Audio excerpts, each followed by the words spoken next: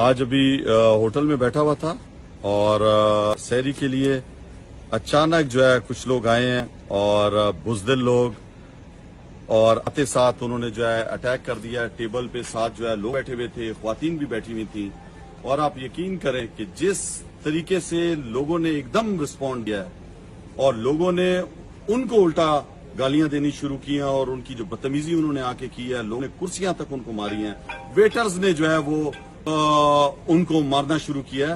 اور یہ کتے جو آئے تھے یہ ٹائیگر کا شکار نہیں کر سکتے، واپس ذلیل ہو کے گئے.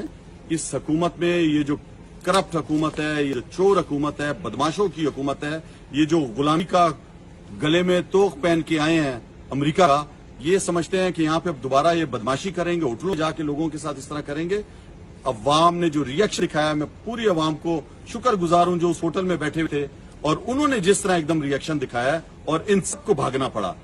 یہ پاکستان بدل چکا ہے، لوگ جو ہے ان کے چہرے پہچان چکے ہیں، یہ خود غلام ابن غلام ہے. یہ کیا کر سکتے ہیں کسی کا؟